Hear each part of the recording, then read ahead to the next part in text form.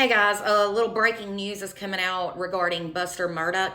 As you know, he is the surviving son of Alec Murdaugh, who is serving time in prison for killing his wife Maggie and his son Paul. It's a whole rabbit hole. 28-year-old Buster was reportedly given his first win in court due to a judge ruling that his defamation case against Warner Brothers can proceed. Now, let's talk about what this defamation case is about. So Buster reportedly claimed that the production company implied that he murdered a 19-year-old man out of Hampton County whose name was Stephen Smith.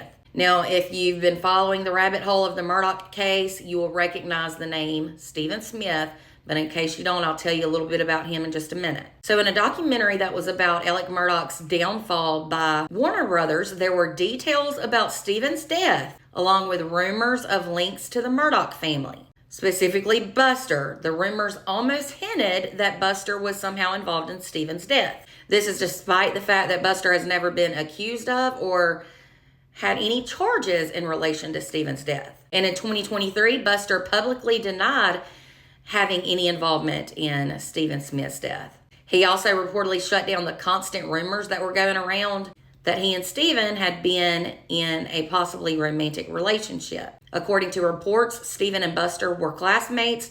Stephen was indeed gay. He was found deceased on a rural road in the summer of 2015. An autopsy said that he was fatally struck in a hit and run. But his mom, Sandy, is still fighting for justice today because she thinks that somebody could have done something more sinister to her son, like killed him on purpose. And there were indeed rumors in that town, well, really the whole country, that the Murdaughs were indeed involved in Stephen's death. Again, those were rumors.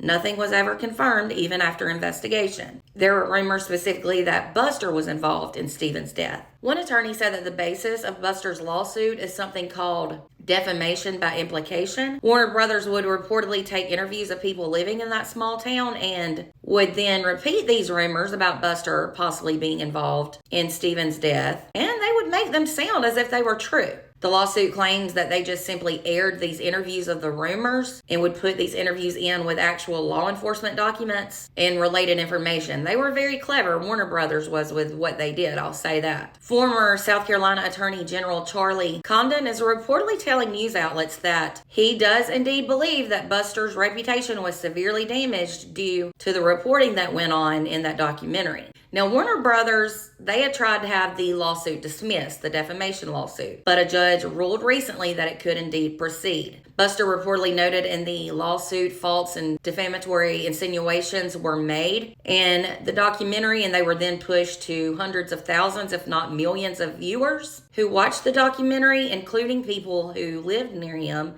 in South Carolina. Buster said that by them including details of Stephen's death in a documentary about his father's crimes, the show implied that he too had committed a crime. Now in 2016, a year after Stephen died, his mom Sandy reportedly wrote a letter to the FBI saying that she believed the Murdaughs were somehow involved in Stephen, her son's death. That was due to things she had heard through the grapevine. She also thought maybe her son could have been the victim of a hate crime due to him being gay. So rumors started swirling in that small town that Buster may have been romantically involved with Stephen, but those rumors were never found to be true, and Buster himself strongly denied them.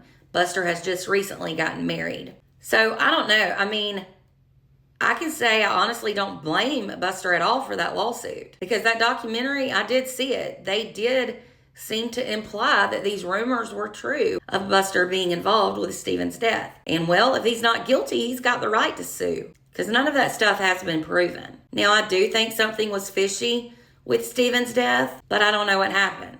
As far as I know, they're still trying to investigate a little bit, or at least I do know his mom, Sandy, is still fighting for justice. Let me know your thoughts in the comments. And for more content, be sure to follow. And if you're over on YouTube, make sure to subscribe.